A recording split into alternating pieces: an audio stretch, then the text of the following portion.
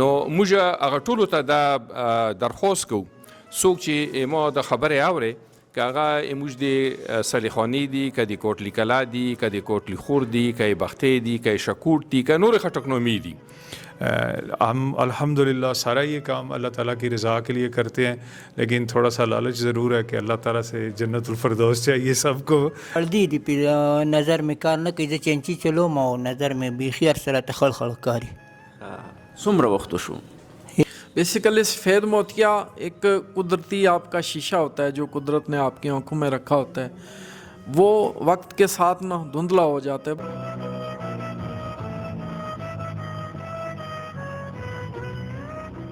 بسم الله الرحمن الرحیم. دا مردان هوتی او نن زمونږ دغه روریان چې دي د دې دلته دویم کیم دی په پښتونخوا کې. دا ډیره د خوشحالۍ خبره ده چې د دې کوم تیر کیمپ نو هغه الحمدلله ډیر زیات کامیاب و.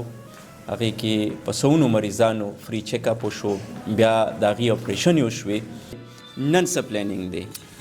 اعوذ بالله من الشیطان الرجیم، بسم الله الرحمن الرحیم. زه خو اول تاسو ډیره شکریا ادا کوم چې تاسو مونږ ته موقع راکړه. دا مونږ په دې خیبر پښتونخوا کې دویم ای کیمپ ته اول کیمپ چې کوم هغه ډسټرکټ نوشهره کې و چې په هغې کې میډیسن او اپریشنز وشو. دا کیمپ چې کوم دی دا پار ہوتی مردان کې نیر چوک کې دی. انشاءاللہ په دې کې به میډیسنز ملاویږي، په دې کې به اپریشن هم کیږي او که ضرورت شو نو بیا به انشاءاللہ دلته کې مونږ د عینکو دپاره غم کوو. دا کیمپ تاسو ته پته ده چې زمونږ کشر نسیم ګل خټک د هغې فیملی زاهد بای او د هغې ټیم ډاکټران صاحبان کوم چې راغلي دي د بار نه، د دې محنت او کاوشونو نتیجه ده او د هغو دا کوشش و چې یاره په دې علاقه کې، په دې پښتونخوا کې، په دې پاکستان کې، بلکې ټول انسانیت دپاره دو دا کوشش دی چې چرته ضرورت وي د سترګو د لینز اچول یا د عینکو یا د هغې د میډیسن، نو هغه ټول دی پرووایډ کوي ورته او بغیر د څه هغه نه پیسو نه یا پیس نه،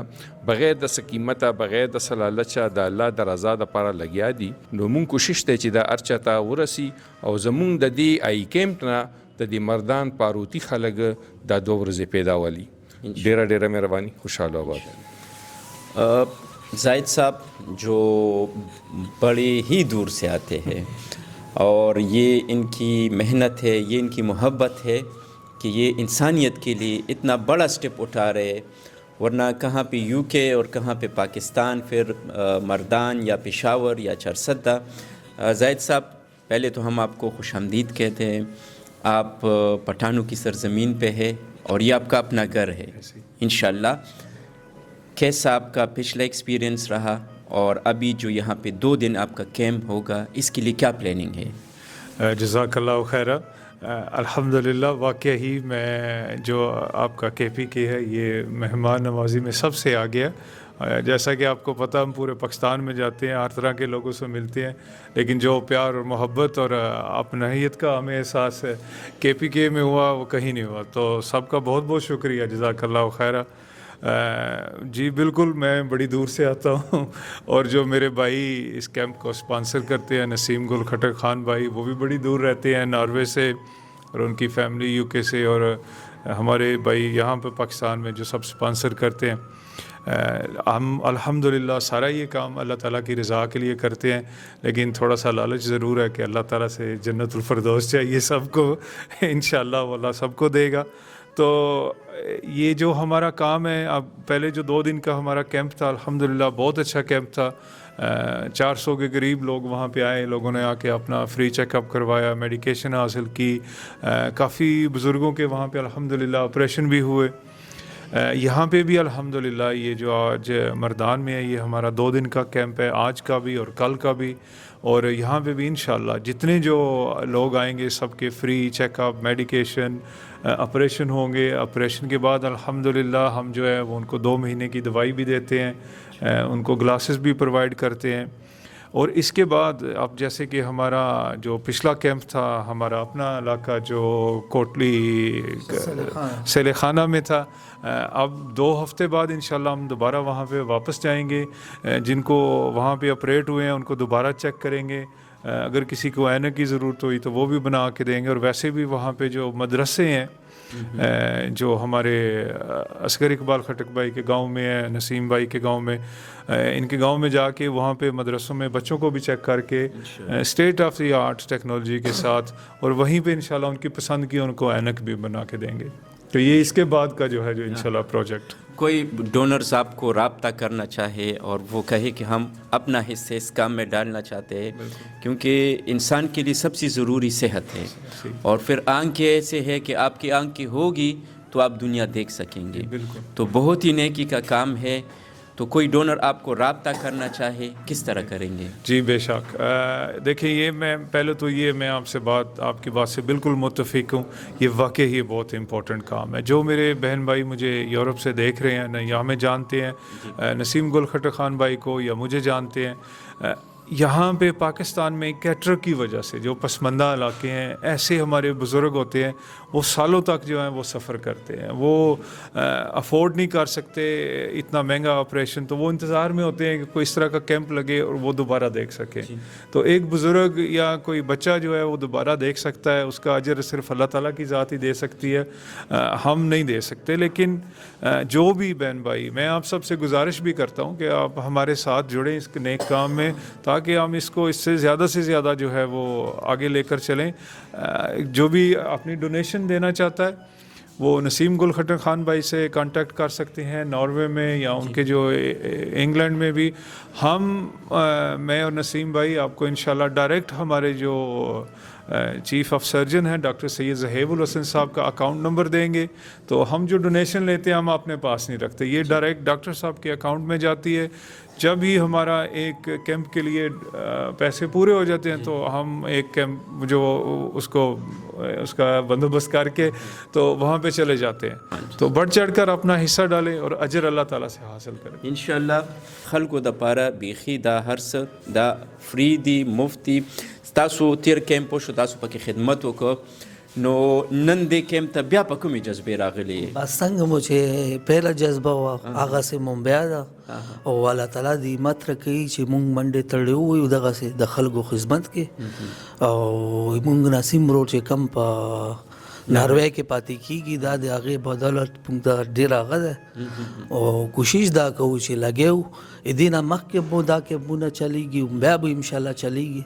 د هغې اعتماد چې مونږ سره وي، جیسے زاہد بھائی ہمارے ساتھ کھڑا ہوا ہے، انشاءاللہ ہم ایسا نظام چلتا رہے گا. دا ستاسو د صالح خانې د خلک صالح خانه، کوټي کلان، چراټ لږ په دې خپل زبان کې دي یو پیغام ورکړئ. ستاسو د خپل زبان چې کوم دا په موږ ډېر زیات خوږ لګي. بس پیغام دا دی چې دې کار نه چې څوک غریبانان دي چې زر نظر پیدا والي، کوم چې غریب خلک دي، او الله تعالی دې مونږ ته ټولو ته همت راکړي چې مونږ ورسره دغسې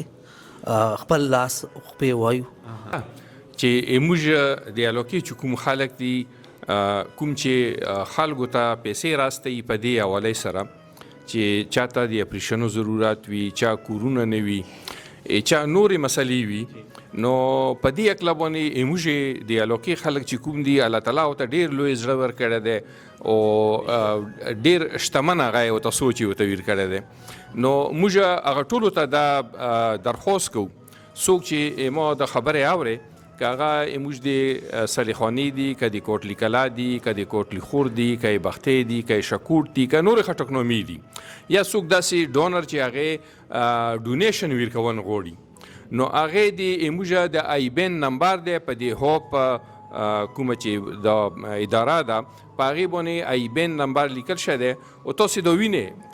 ټولو ولیدو موږ علاقې ته رالو، او موږ خلکو یې اپریشنونه وکړو، هغې ته یې پرې د 3 میاشتو دوایي هم ورکړي د اپریشن نه پیسته، چا چې دوایي ضروراتو نه هغه یې ورته ورکړي، او انشاءالله بیا چې کله بل ټور کوي نو په هغې کې به دینی مدرسې چې موږ په کلو کې دي، خوار کې چې کومه ده صلیخوانی چې کومه په قبرستان کې دا یا نورې داسې هغه دي انشاءالله موږ به په هغه کې یخلو کوټلي خور کې هم دي بختې کې دي شاکوټ کې دي هغه ټولو ته به ویسو دینی مدرسې مشرومان کوم چې سبق یې د شپې یې بیا نظر کمزوري دي موږ دا نوټس کړي ده چې دینی مدرسو کې د مشرومانو نظر کمزوري دي ځکه چې ټوله شپه سبق کې قرآن ته ګوري حدیثو ته ګوري نو هغو نظر کمزوري شوي دي نو موږ دا ضروراتو ته محسوس کو چې دغې هلکانو ته دغې مشرومانو ته موږ چشمې جوړې کو او پری آف کاسټ یې ورته جوړې کو نو دا ډېره لویه خبره ده چې دا اما د ورونه زاهد بھائی ډاکټر صاحب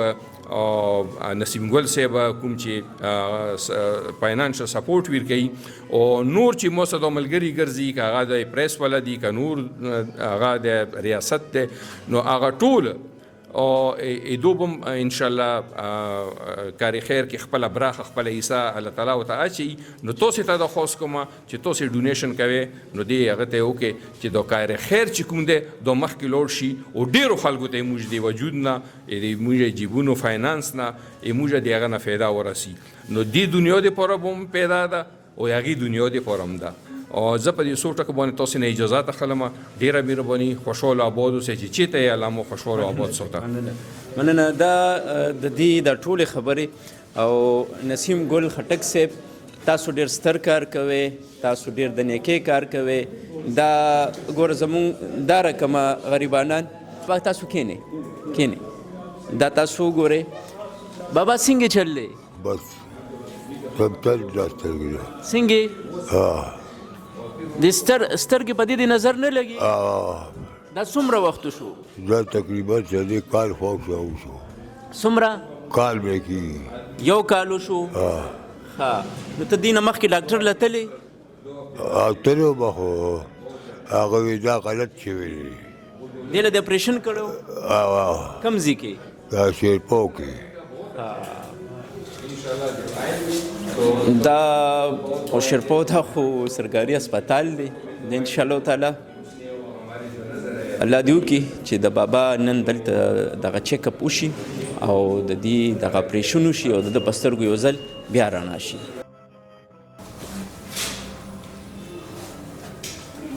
اچھا آپ کو بھی سفید موتی ہے ٹھیک ہے آپ کا دونوں آنکھوں میں سفید موتی ہے یہ اس کا آپریشن کروانا پڑے گا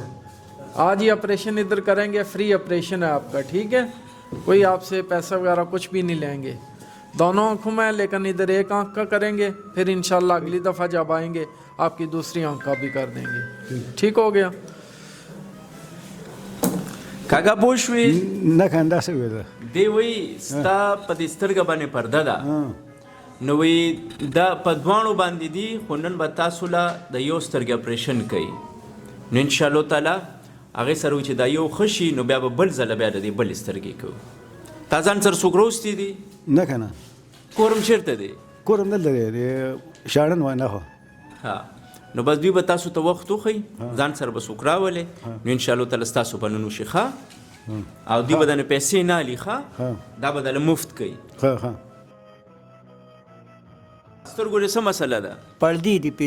نظر میں کار نه کوي زه چینچي چلوم او نظر میں بیخي هر سره ته خړ کاري څومره وخت شو یاره د دې خو به تقریبا شپږ اته میاشتې کېږي چې بیخي دا نو تاسو مخکې علاج کړی دی نم دی کړی دا پیله ځل دی نو دوی خو دله چیک اپ وکړو نن به دله انشاءالله تعالی اپریشن هم کوي ښه انشاءاللہ او الله به دې په سترګو رڼا کړي ښه انشاءاللہ صحیح ده جی جی ڈاکٹر صاحب سفید موتی کیا ہوتا ہے ذرا تھوڑا سا بتا دیں تاکہ جو آپ کو دیکھنے والے ہیں اگر ان کو اس طرح کا مسئلہ ہو تو جلد سے جلد ڈاکٹر کے پاس چلے جائے بیسیکلی سفید موتیا ایک قدرتی آپ کا شیشہ ہوتا ہے جو قدرت نے آپ کی آنکھوں میں رکھا ہوتا ہے وہ وقت کے ساتھ نہ دھندلا ہو جاتا ہے بعض اوقات بیماریوں کی خاص کر جو شوگر ہوتی ہے جن مریضوں کو ان میں وہ بہت زیادہ جلدی ذرا دھندلا ہو جاتا ہے وہ جب دھندلا ہو جاتا ہے آپ کو چیزیں بالکل کم دکھائی دیتی ہیں دھندلی دکھائی دیتی ہیں تو اس کا اگر بر وقت علاج نہ ہو تو وہ یا تو وہاں پہ پھٹ کے آنکھ کو ضائع کر دیتا ہے یا پھر کالا موتیا بن جاتا ہے تو کالے موتیے کا پتہ ہے کہ یہاں پہ علاج کوئی نہیں ہے ایک دفعہ کالا موتیا بن گیا پھر اس کا علاج نہیں ہوتا تو یہ ایک قدرتی لینز ہے جو دھندلا ہو جاتا ہے وقت کے ساتھ ساتھ پھر اس کو نکال کے جو آرٹیفیشل لینز ہوتا ہے وہ رکھ دیتے ہیں آپ کو چیزیں کلیئر آنا شروع ہو جاتی ہیں ٹھیک ہے جی بہت شکریہ بابا ستاسو به نن اپریشن وي ښه